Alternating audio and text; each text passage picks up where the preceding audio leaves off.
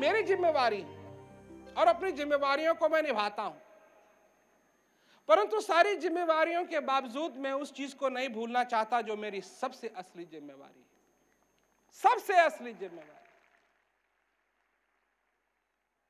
अगर मैं किसी का ऋणी हूं तो मैं श्वास का ऋणी हूं,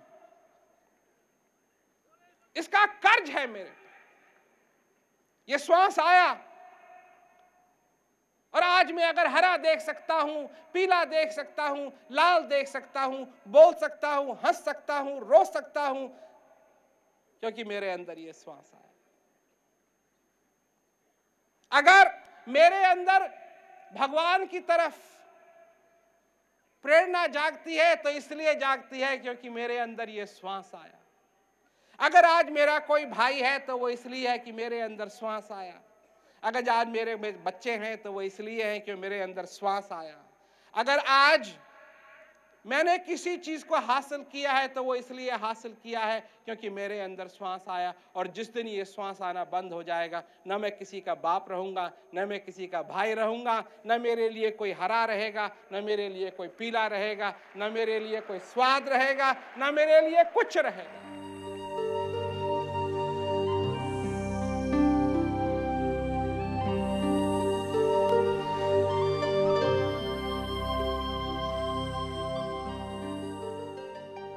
आपका स्वभाव है आनंद से, परमानंद से प्रेम करना।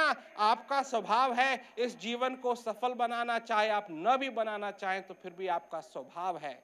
यह आपका स्वभाव है, इसको आप बदल नहीं सकते, इसको आप बदल नहीं सकते। सबके अपने अपने स्वभाव हैं और तुम्हारा स्वभाव है कि ये जीवन सफल हो। तुम्हारा स्वभाव है कि मैं उस परमानंद को अपनी जिंदगी के अंदर पाऊं, यह मेरा स्वभाव है।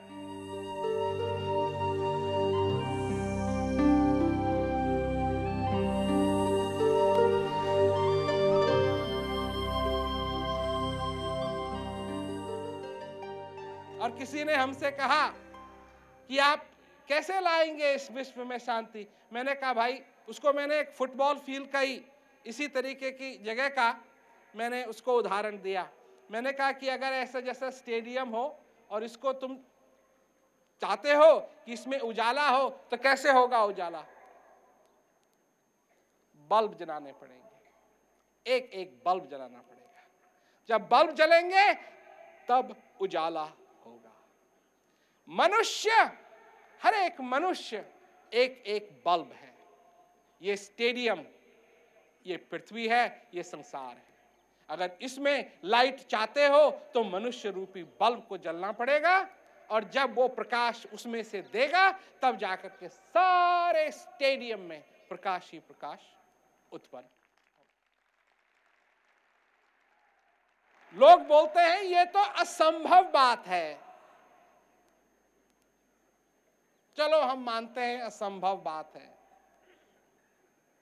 कोशिश तो कर लें। अगर हमारी कोशिशें सारी फेल हो गई तो कम से कम पता तो लग जाएगा, क्योंकि साइंस में यही बात होती है ना, पता तो लग जाएगा कि ये संभव नहीं है। परंतु जब तक कोशिश ही नहीं की गई तब तक हम कैसे कह सकते हैं कि ये संभव ही नहीं।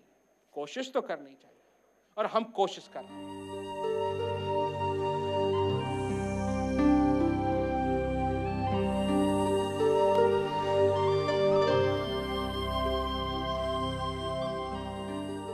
लोग मेरे से पूछते हैं क्या आप अपने आप को भगवान कहते हैं? मैं कहता हूं कभी नहीं। भगवान मेरे अंदर जरूर है जैसे तुम्हारे अंदर है, पर मैं भी मनुष्य हूं और तुम भी मनुष्य हो।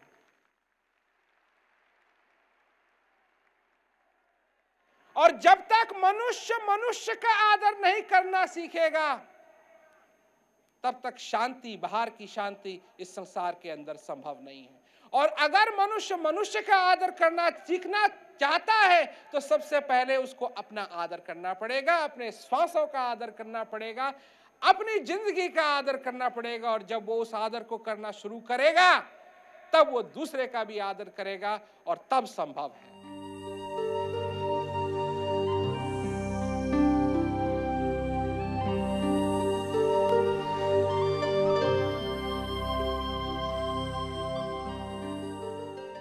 लोग पूछते हैं आप ये क्यों कर रहे हैं, ये आप क्यों कर रहे हैं?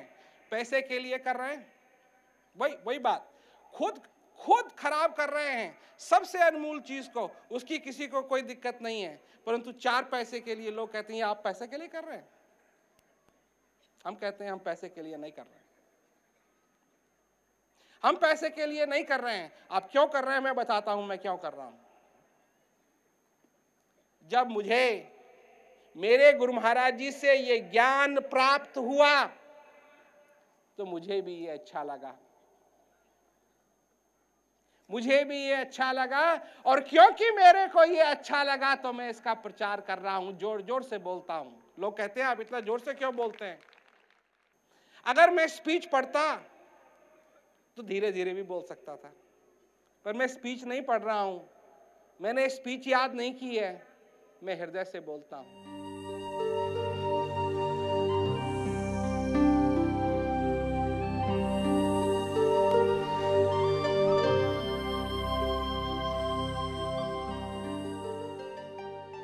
लोग कहते हैं कि फिर आप क्या कर सकते हैं? मैं आपकी मदद कर सकता हूं, बस मैं सिर्फ इतनी चीज कर सकता हूं, आपकी मदद कर सकता हूं, और वो भी तब जब आप चाहें। फिर लोग हमसे कहते हैं दे दो जी दे दो,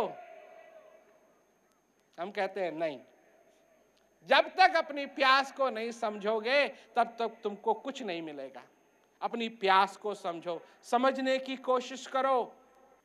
और हम तो ये भी कहते हैं कि हम ये नहीं कह रहे हमारे पास ही आओ, जाओ जहां जाना चाहते हो, जैसे जाना चाहते हो, जैसे इस प्यास को बुझाना चाहते हो, कोशिश करो उस प्यास को बुझाने की। ये तुम्हारा धर्म है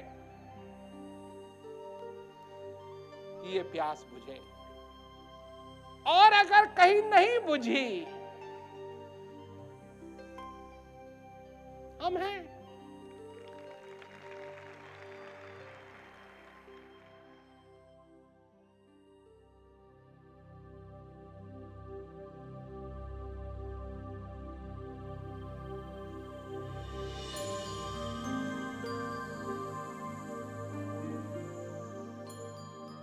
मैं बात करता हूं अंदर आनंद की,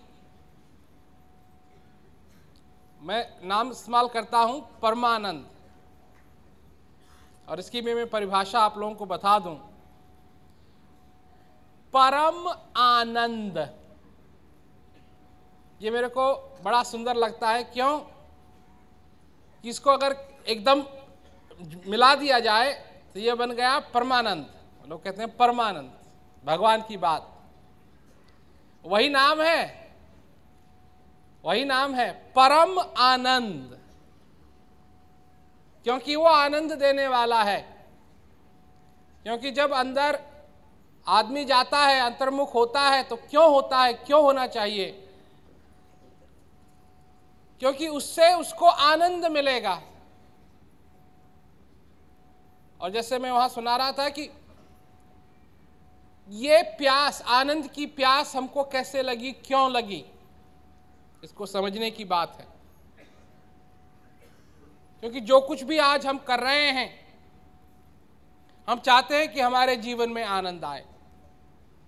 हम जीतना चाहते हैं, तो इसलिए जीतना चाहते हैं कि हमको मालूम है कि जीतने से हमको आनंद मिलेगा। समझने की कोशिश करें।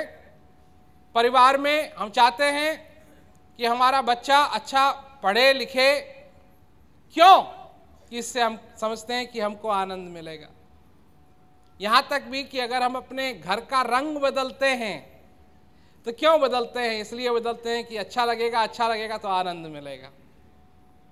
ये आनंद एक ऐसी चीज है, इसको खोजने के लिए हम सब कुछ करने के लिए तैयार हैं, परंतु हर एक चीज को बाहर करने के लिए तैयार हैं, अंदर नहीं। दुनिया ने बताया है तुमको कि तुम्हारी मूंछ भी है, तुम्हारी दाढ़ी भी है, यहाँ काला दाग भी लगा हुआ है, यहाँ भी लगा हुआ है, यहाँ भी लगा हुआ है। और मैं चर्चा कर रहा हूं किस बात की? मैं कह रहा हूं कि मेरे पास एक दर्पण है, आईना है और तुम अपने आप को इस आईने में देख सकते हो। ये तो बड़ी सरल बात हुई, परंतु ये इतनी सरल बात नहीं है, क्योंकि जब तुम अपने को देखोगे तो शायद तुम्हें वो दाग ना दिखाई दे, और ये दाग भी ना दिखाई दे, और मूंछ भी ना दिखाई दे, और दाढ़ी भी ना दिखाई दे, क्योंकि दर्पण में वही देखोगे जो तुम्हारी सच्ची परछाई। दुनिया ने तरह तरह की धारणा डाल रखी है कि तुम ये हो, तुम वो हो, तुम ऐसे हो, तुम वैसे हो, तुम्हारा ये है, तुम्हारा वो है। पर जिस दिन तुम अपने सच्ची परछाई को देखने के लिए निकलोगे, इन धारणाओं को साथ मत लाना, क्योंकि जिस दिन लाओगे अपने आप को देखोगे और कहोगे ये मेरी परछाई नहीं। अब ये आईने की गलती है कि तुम्हारी मूंछ नहीं दिखाई दे रही। अरे हो तब तो दिखाई दे ना। तो क्या है असली में, क्या है असलियत, क्या है, यह समझने की बात है। असलियत देखने के लिए तैयार हो, यह तैयारी है। असली चीज क्या है? क्योंकि जिस भी रूप से, जिस भी कारण मैं कल्पना करता हूं, और मैं कल्पना करता हूं कि भगवान ऐसा होगा, मैं कल्पना करता हूं भगवान वैसा होगा, कल्पना करता हूं कि परमानंद ऐसा होगा, परमानंद वैसा होगा, मैं कल्पना करता हूं कि मैं ऐसा हूं, मैं वैसा हूं, तो जब तक मैं कल्पना के जंजीरों में बंधा हुआ हूं तो असलियत का मेरे को क्या पता लगेगा? असलियत का मेरे को क्या पता लगेगा?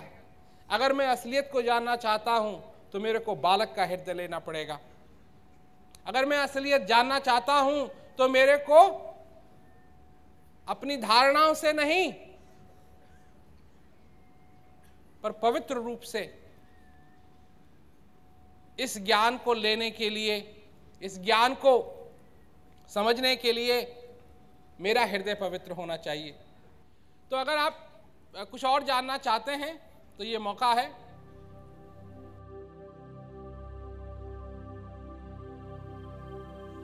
महाराज जी, आज शांति को पाने की कई राहें दिखाई पड़ती हैं, तो कौन सी राह सही है, ये मैं कैसे जान सकता हूँ? किस तरफ जाना चाहिए, कैसे जाना चाहिए, और कौन सी बढ़िया है और कौन सी घटिया है, इसका मेरे को कोई ज्ञान नहीं। मैं तो इतना जानता हूं कि एक समय था जब आप बहुत छोटे थे, आपके अंदर श्वास चलता था, आपको इन दुकानों का कोई ज्ञान नहीं था, आप जीवित थे और आप पे ये कृपा हो रही थी कि आपके अंदर श्वास आ रहा था और जा रहा था। जो धर्म आपका उस समय था, वही धर्म किसी न किसी तरीके से जब आप आखिरी श्वास लेंगे तब रहेगा। वह है असली धर्म। इस जीवन को पहचानो। लोग हैं हिंदू धर्म में आस्था रखते हैं, रखें, इसमें कोई हर्ज की बात नहीं है। लोग हैं मुसलमान धर्म में आस्था रखते हैं, रखें, इसमें कोई बात नहीं है। परंतु एक